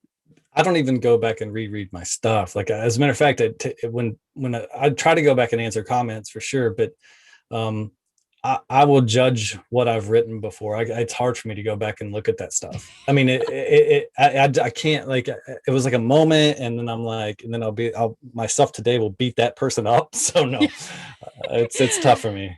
Although sometimes I go back and I read them, I think that was quite good, actually. And it doesn't happen very often, though. So quite often when I sort of started, I was like, oh my God, where was I? But, you know, it's like everything, isn't it? You're training yourself, you're training your mind. And eventually one day, maybe you'll write something that's good or half good. That's the way I think about it. Maybe by the time I get to 100, I'll write something that someone will go, wow, that was really good, you know? In the meantime, it's all rubbish. It's all rubbish. Yes. So I know what this is. I know what you're going to say. Then again, you might surprise me. What is your guilty pleasure? I mean, obviously there is the bourbon angle of that. I figured that's where you were going to go. Yeah, I mean, you know, it used to be one of those things that really I wouldn't say that I needed, but I think so much, and so when you can't shut it off. You're like, the bourbon used to just table that. It really did. And, you know, I found myself of late, though, my guilty pleasures are watching people debate and talk on YouTube. Yeah, that's really my go-to these days. People debating on YouTube. Well, I would say debating is I'm trying to frame it in a way like, so yeah, I mean, in a way, like sort of like what we're doing. Like, I watch video podcasts, you know, I watch people have real, yeah, I mean, that's my vice these days. Like, I don't know if you know who Jordan Peterson is. I watch a lot of his stuff. You know, I love, you know, how he interviews and whatnot. I mean, yeah, Joe Rogan was the one for a while that I was watching because he had such an eclectic guest roster, but when he switched to Spotify, I sort of fell off that one. But yeah, stuff like that, you know. I just so what do you like about those particularly the particular podcasts that like Joe Rogan does and stuff like that? Is it just inspirational, or is it just do you like the opinions? Or, well, I think one, it challenges my thought, which is great. Two, it makes me feel halfway normal, and because I'm like, are people are people remotely thinking like I think? And you know, sometimes, like, you know, like the Brett Weinsteins of the world, you know, the Jordan Petersons of the world, you know, when I hear them speak, I'm like, okay, I'm not so out in left field. Yeah. So well, I think it's yeah, I think it's one of those things. I was going to say, I'm definitely going to get you on Clubhouse because you will love that. If you love the podcast, you will love the whole conversations that go on, because in the rooms they do all of that. And you can come up and you can sort of have a chat and you can set up your own room. So we're going to set up a room. I think we should set up a room, you and I, Dali. I think that would be really, really good. We'll set up our own room. We'll do like a Sunday one. We'll sort of invite some people on and we can chat about the philosophy of truth. That's the name of the room. I'm going to invite you on tonight, and then you can set one up called that. Yeah. Fantastic. Let's go. That's awesome. So if you could live anywhere in the world, where would that be? Oh, I don't know if there's like a place. I would say that, like, you know, if I could do something, it would be outside the city, probably in a cabin in some mountain that I could get to a city if I needed to. But yeah, I sort of love just being closer to nature. That's what I would like to do. So somewhere in the mountains, really. Yeah, it could be the Los Angeles coming out of me that is so busy that I'll just clamor for the mountains. I don't know. Yeah, it's true, isn't it? Everyone wants to escape, particularly those living in the city, don't they? They think of that kind of isolation as heaven. Now, I'm going to ask you, where do you see the world in 20 years? I see the world. I see it a bit dystopian, if I'm being honest. Like, I think that, and I think we'll do it to ourselves. I think you're already seeing half of the population who is just thinking so illogically and just giving over so much of the control over to people who I would say the science is still out on a lot of this stuff, and they're just like, nope, here you go. And so I'm really afraid of our species. I think they're also weakening us in terms of education, and they're wanting people to be weaker, unhealthier, and that's trouble. So. And I think the problem is, with, as you sort of say, a lot of people are just happy to accept what they're being told.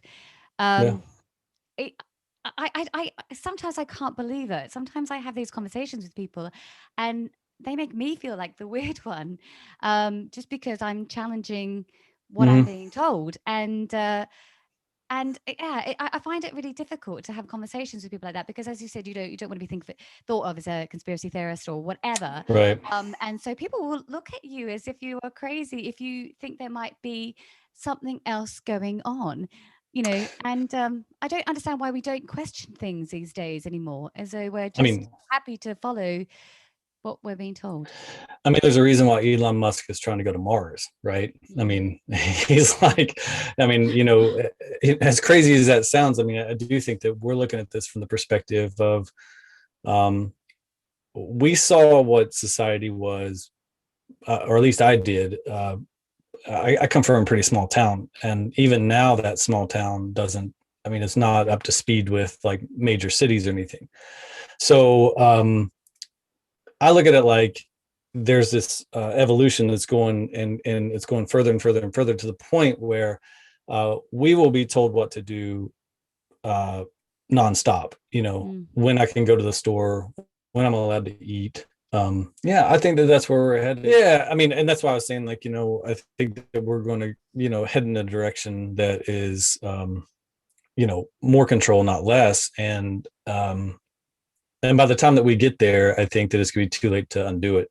So, and like I said, like, we might be the last ones who kind of experience this kind of like predating the cyborg phone, the looking down all the time, or the being told what to do. I mean, the nanny states, name one place out there right now who's just really fighting for freedom. I can't think of one.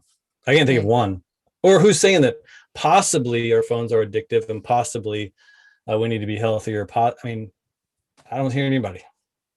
Well, apart from people who are like maybe sort of like Herbalife, who are telling us that we need to be healthier because they've got stuff to sell us, but not from the basis of like, we actually sort of really need to be healthy in terms of our what we're doing on a daily basis, because I would be fine to have someone who's telling me to be healthy, but not sort of trying to sort of push, products down me, essentially. And that's I don't know who to believe. This is the problem. These companies tell you to be healthy, but there's an ulterior motive, isn't there? It's not really to kind of like, the simple thing is like, how about we should walk? How about recommending like walking and doing exercises and things like that? Like, we've just tossed that out the window and just stab yourself in the arm with something and put up a mask and it'll be good. You're like, no, like, why don't we, but anyways, I think that the unhealthiness is that it's not only it's not only internal anymore, it's external. Our phones are just, they're going to walk around.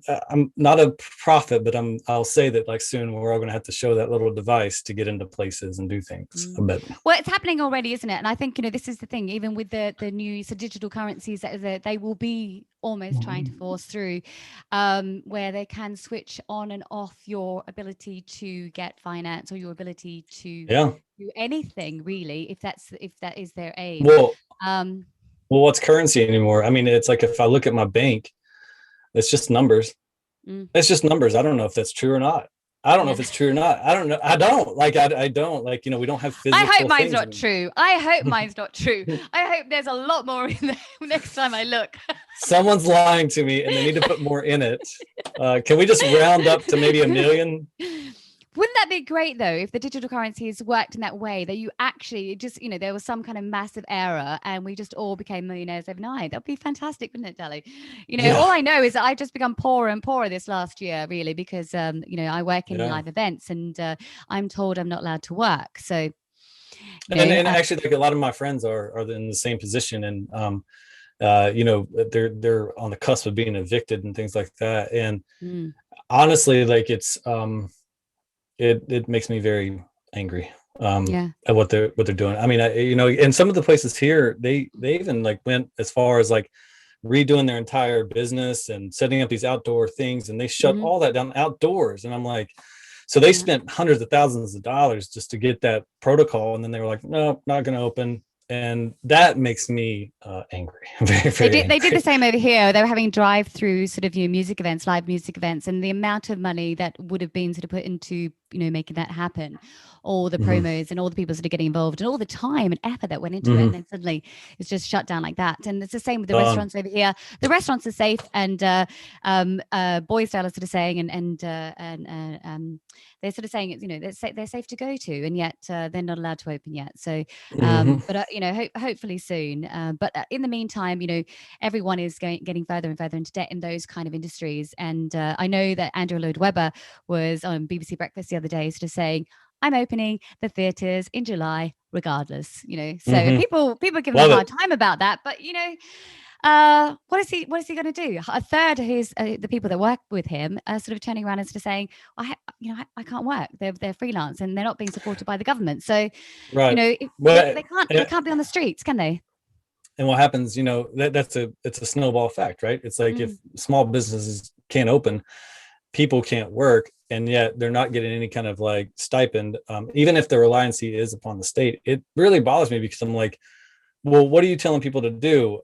One way, it's like slow death of famine, bread lines, things like that, and then the other is this disease that I think it's real, but I also don't think it's that deadly. And it's like, so you're actually like saying you pick your poison, and I think it's unfair. I think it's unfair. Yeah. I mean, I'm definitely anti-lockdown.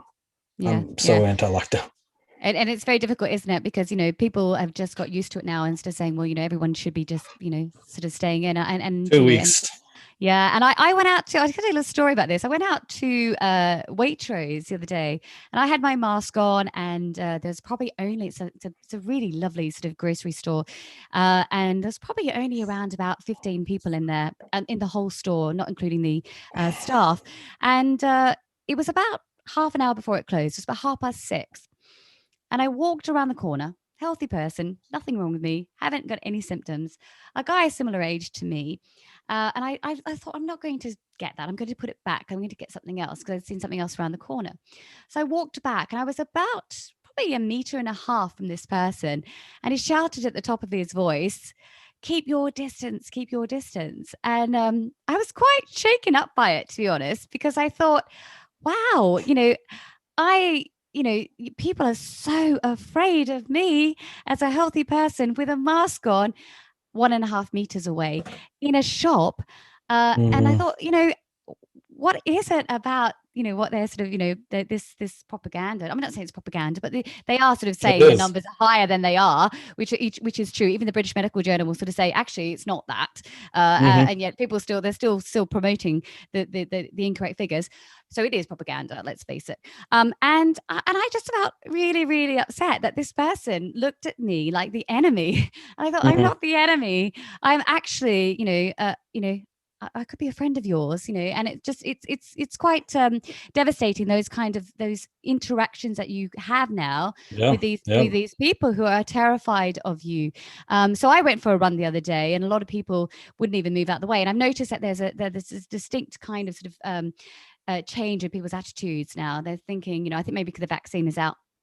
But quite often people are now sort of thinking, I can't be doing this anymore. I can't be sort of doing this, this, and run past me. I'll take my risk. They don't move out the way. They don't sort of, like, oh, okay, great. I actually prefer that, because then it makes me feel normal. My brother and his girlfriend both had it, and I was with mask without around them, hanging out, doing my thing, and here I am. Ooh.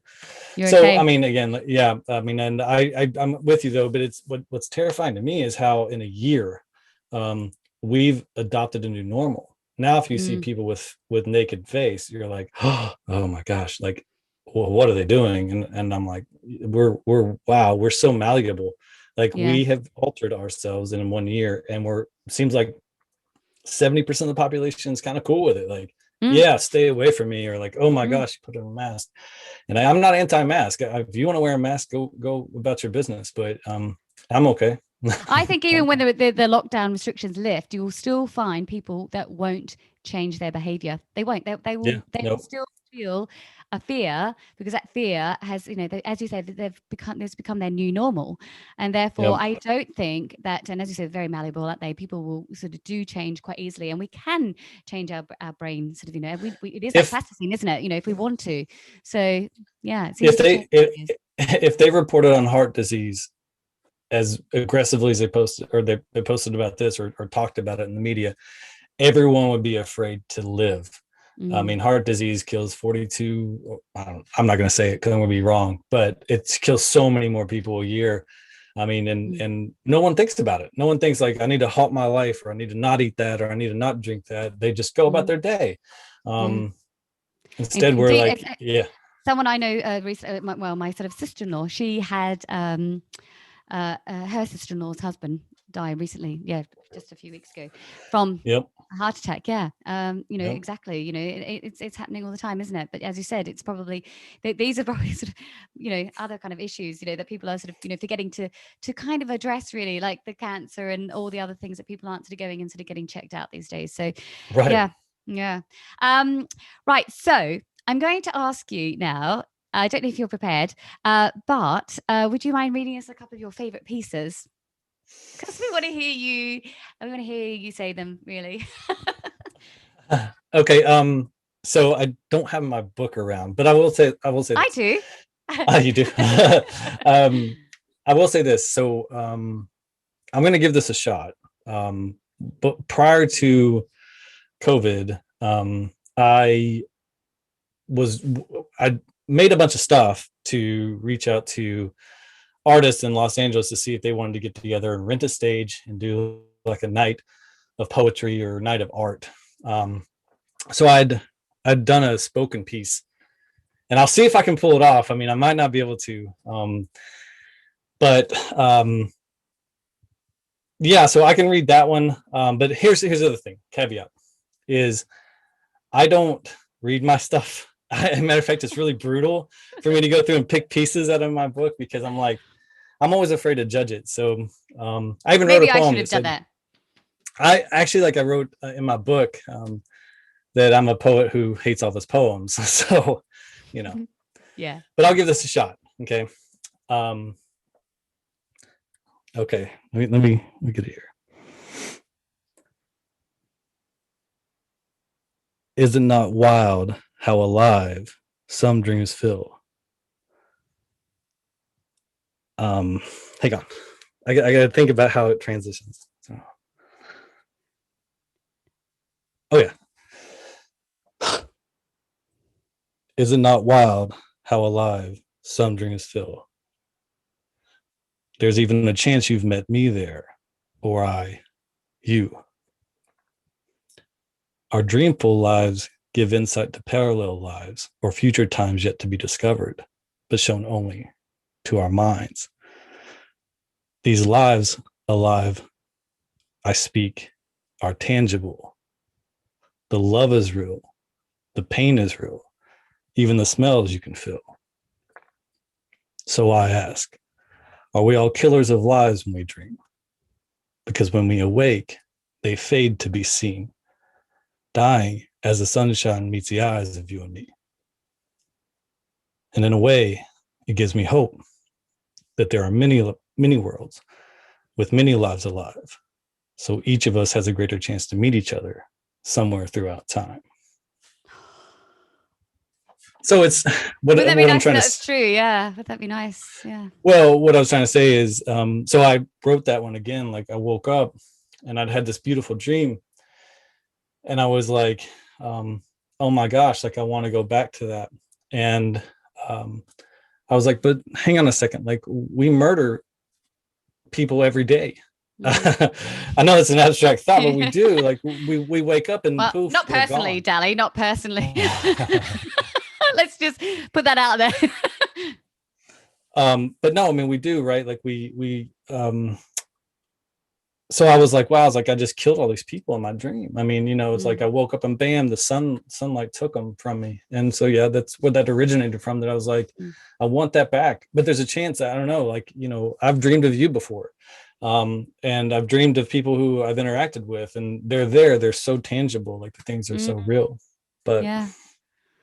And then you wake up and you think, is that, where am I? Am I really, I understand how you feel, because sometimes I really, really want to go back to my dreams so I can see the people that I saw, as you said, and you kind of feel like you've killed them off, and you think, actually, I don't want to do that. I want to be back there.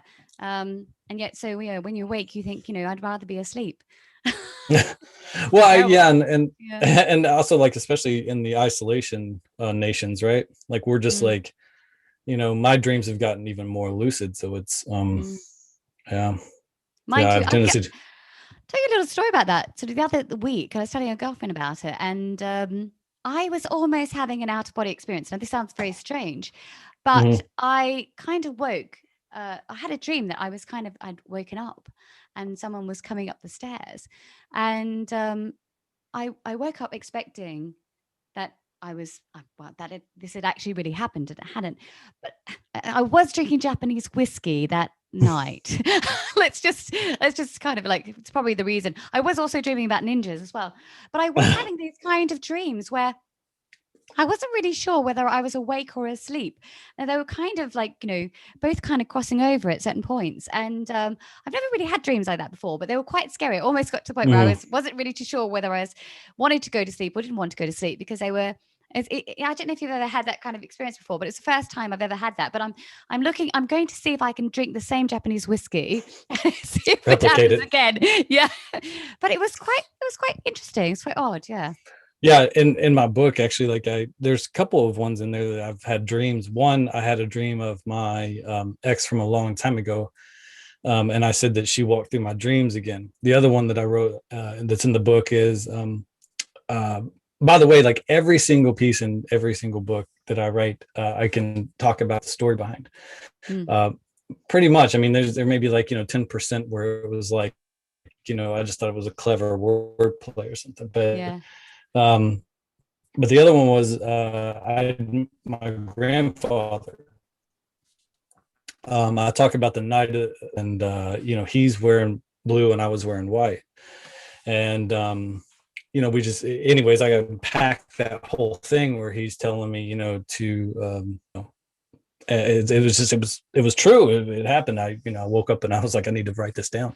So I love to take that. It's like, one, I think it's like, the muses have given you something to see and talk about, and they've talked to you. So use your pen to bring what they want to say to life. That's what I'm going to touch upon that, because do you have a number of muses, or is that something you need to write, or? No, I mean, I say it, like I said, in the abstract form, because of the book, that the Steve Pressfield's book. The only thing that made it kind of feel like it was an actual thing, but no, to me, it's just the voices in my head. I don't know if that sounds weird or not, but it's just, you're your own muse, Dally. You're your own like, muse. who is that? Who is that?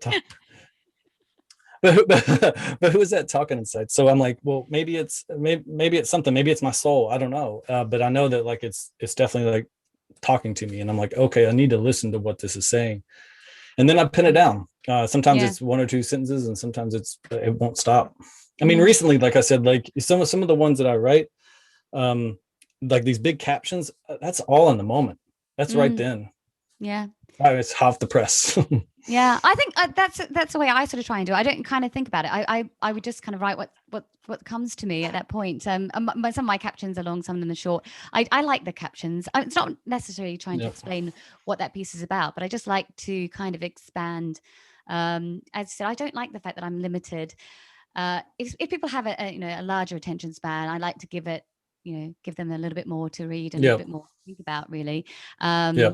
And they can take the little bits that people can take what they want out of, that's the thing, is that putting your content out there, people will all read it in a particular way or see it in a particular way. It's all their own perspective, isn't it? So yeah, that's quite interesting. Now I'm going to, I didn't get to your second piece, did I? So are you going to read that one? Another one? Have you got another one for us? I don't have any, nothing off the top of my head. I wish I did.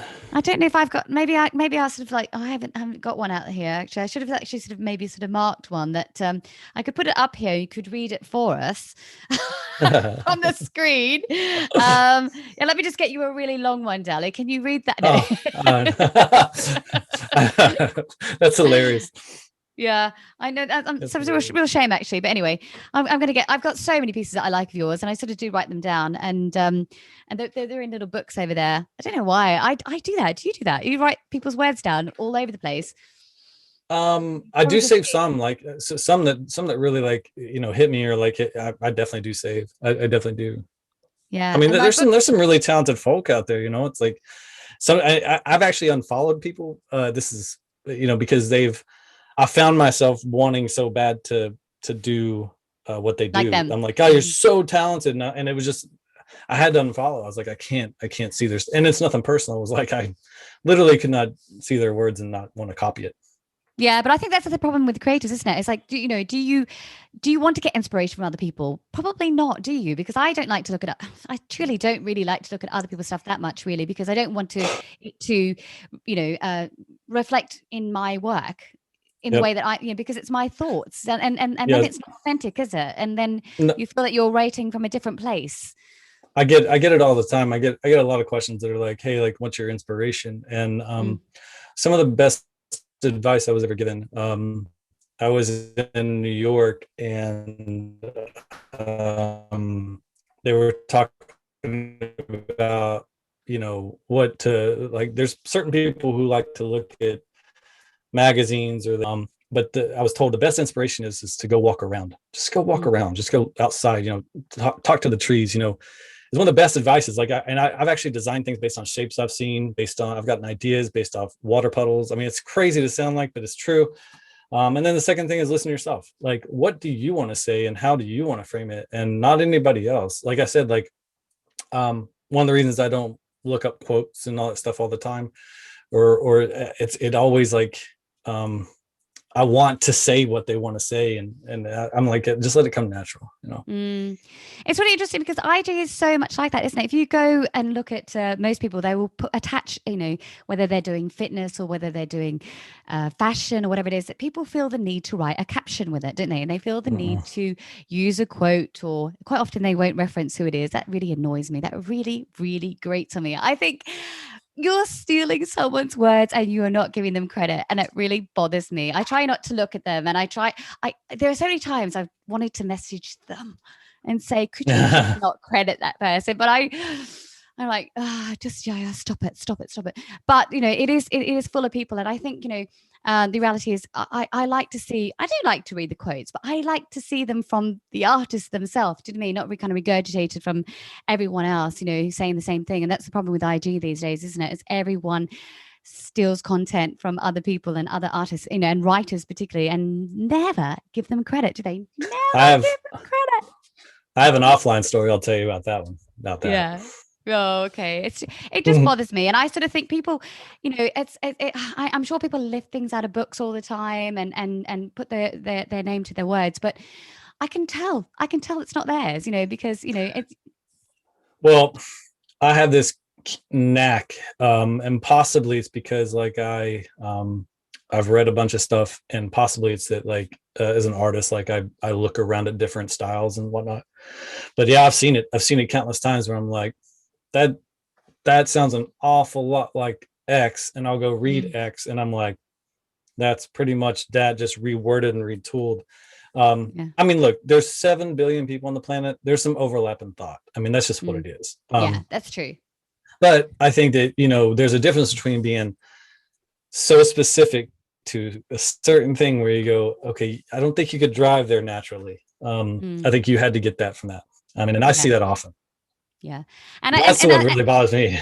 Yeah, and everyone's an expert these days, and it's quite interesting, isn't it? People sort of, they everyone's an expert in everything, aren't they? And everyone's ready to tell you. And I try not to use the yous and this and that, because there's a person who, his name's called Seth Godin. He's a marketing guru. He's very interesting because he's very succinct in what he sort of says. I don't know if you know him, but often I like the way he writes, because he never tells you really, what to think. He asks you to think about what to think. So he always uses a question. And there's a big difference between telling people what you think they should be doing and saying to them, think about this, and posing it as a question. And I find it so much more friendly and so much more, it's something that I can take on board and think about for myself, and then come to my own conclusion about it. Because the reality is we're all different, aren't we? And we all have different ways of sort of living our lives, and different aims and different goals and different, ideas. So that's the Socratic method, right? Is just keep asking questions and getting to people get the result. If you keep going and going and going, challenging. Yeah, and this is probably why I don't sort of listen. I like to sort of read other, poets and other kind of stuff, but I don't necessarily take everything on board as gospel. I tend to sort of just think, okay, that's their view. And I try and extract what I need from that, and then sort of turn it into my own ideas. Yeah. Well, words matter, and I think that even how these days how headlines are framed and things like that, like it's so interesting, the choice of words. Like I sometimes think it, like I was laughing with a friend of mine. I said that I had 27 or 28 examples of a piece that I was working on, and I was changing like just one or two words, and I was struggling with it, and I was trying to figure out, like, because the implications of what it is. And I think that's, and I think there's an intent, so I'm able to see that very easy. That I even write in the book, I said, that those who see the in-betweens in life really see. And it's like, you can kind of see between what someone's writing or what they're going for. And that's really like what I try to do, is like look at things like that. Cause it's like, especially if you're telling me what to believe, or like this other guy that I watch a lot. It's actually a law blog, a video blog about law. And he says, anybody who starts a sentence with everyone knows, or what it does is it makes you feel like stupid for even considering something else, when you're like, yeah, but the verdict's still out about that. So like, but it's how that you frame that argument. And Oh God, absolutely, yeah. Because people sort of say, well, everyone. Oh my God, I hate that. Everyone believes this. Everyone says that, and it's like, I don't. As we as we all know, and I'm like, no, we all don't know. Yeah. No. And I think that's the thing, isn't it? Is everyone's kind of sort of grouped into this kind of idea that we all think the same, and the reality is we don't. We have a different perspective. How I, am going to view this conversation will be completely different to how you view this conversation. I will think this is amazing. You might think it's rubbish. Well, but that goes back to just speaking about truth, right? Is like your truth is different than my truth, and that's okay. I mean, it's okay, because we have different takes on different things. And like your universe, I always say like that we're our own universes, right? Like my world will never be your world. It'll never be anybody else's world. And yet we try to like distill everyone into this box of like, this is what we all do. No, it's not what we all do. Yeah, maybe there's some cool things like don't stab people and things like that we shouldn't be doing. Great, we can all agree upon that. But it's really like I'm so pro individualism and like individual thought and individual thinking, and like that's how we get to the good stuff, right? That's how you and I can debate things. But here's what's cool too, is like when our universes touch and they map, and it's like, oh wow, you think that way too, cool. Yeah, like-minded people. It's like, I definitely don't want to be the person that gets down to that 5 o'clock. I used to be when I was younger, a bit crazy. I would get up at 5 o'clock. I would go for a power walk. I would do a little aerobics thing. I would go down to the gym, and then I'd go to my ballet class and get there for about 9 o'clock and do a warm up for an hour. Crazy. And I was very, very, very, very sort of like, this idea that this was, very sort of fixed on perfection. I'm not like that anymore. No. I do wake up at 5 o'clock, but I'm definitely not jumping out of bed. I'm lying in there for as long as possible. Usually sort of writing on my phone or doing something sort of different. Yeah. And you know, and I have changed, and that's the interesting thing about life, isn't it? Is I hope that someone doesn't look at me now who knew me back then and think that I'm the same person. You know, that would be sort of a tragedy, wouldn't it, to think that actually I hadn't sort of moved or changed, you know, in any kind of way. Okay, and you know, I like change my hairstyle, but you know that my thoughts and my views and my opinions have hopefully sort of, you know, grown with me, you know, Hmm. and they haven't sort of stayed the same. So yeah, I find that sort of quite interesting. Now, I'm not too sure if I've got anything else to ask you, but apart from the fact that I really, really want you to get to London so we can have a drink of bourbon when this is all over. Definitely. Definitely. I have a whiskey theme, and I'm glad you haven't sort of touched upon the fact that I drink like my last guest did, Simone, because you and I both know that's the only way we can survive in this world, isn't it? It helps. You definitely It's helps, a good yes. friend. It's a good friend. It's going to be my friend tonight. Actually, I'm just trying to think of what I've actually got in the fridge. I think I've only got a bit of prosecco, unfortunately. No, nothing, none of the hard stuff. So maybe I'll take a quick trip to Waitrose and get yelled at by another man. Yeah. Yeah. Go get yelled at. Go get Yeah, yelled at yeah, yeah. for liquor. Yeah. That's good. Well, That's the thing good. is, sometimes, you know, we just need that stimulation. So it did get me going for a minute or two. So maybe that's what he was after, you know, a little bit of excitement in his Could life, you be. know. Could be. Could very well be. Yep. Yep. Anyway, Dali, I'm going to sort of leave you be now, and I'm going to say that, you know, you and your words are truly inspiring. I Thank you am very reading much. this. I Likewise. am reading this. Yeah. I'm not making it up. I'm trying to sort of add some structure to my unstructured conversation. So you have, and you continue to help so many people open their eyes and challenge the lies we have been told. I just want to ask you one last thing. What is next for you? Wow. So the book, the last book, it's like a paperweight. That's how big it was. Because I was like, that'll be my last poetry book. That's what I was thinking. I was like, I want to get everything out that I wanted to say. You know, I think there's some cool stuff coming up. I have some things in the works with a videographer that I'm going to do a little more video stuff on my feed, and then I'm actually going to do. I have something planned with photography and video for my next thing that I'm going to come up with. So keep on creating. That's all I'm going to do. Yeah, because your videos are amazing. And I'm going to Thank go you. back to a little bit about like your dance. You said you like to dance, but I don't think I've ever seen you dance, Dali.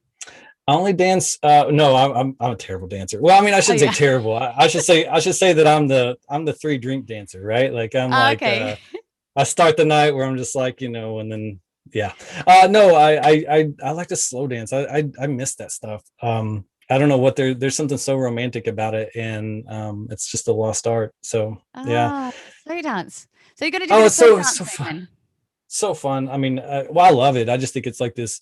Well, I love that kind of music too, like, you know, just slow jazz or anything like that. Mm. And but yeah, you know, I mean, there's a little bit of dancing in my last video, a little bit, Yeah. just a touch. It's not good, but it's a little bit. Bit of It movement, was you more. know, like It was. that. It was. It We was call it more movement. smartass. Yeah, it was more smartass dance, but it was definitely dancing. Well, I'm really, really looking forward to seeing your videos and what's coming for you next, because honestly, everything that you do, and I've sort of written this on there, is done with passion, Thank you. you know, perfection, and absolutely positivity. It's like, you know, and I've used the wrong P's there because I've forgotten now.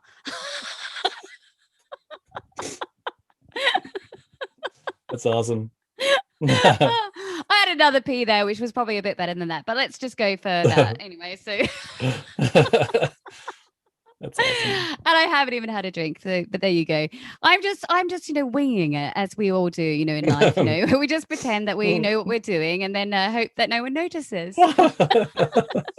That's the best part. Fake it till you make it, right? Yeah, yeah, absolutely. Yeah. So anyway, Dali, thank you so much for joining me on In Bed with Yaya. And I look forward to all the things that you're going to be doing in the future, because I know that everything that you're going to be doing is going to be amazing.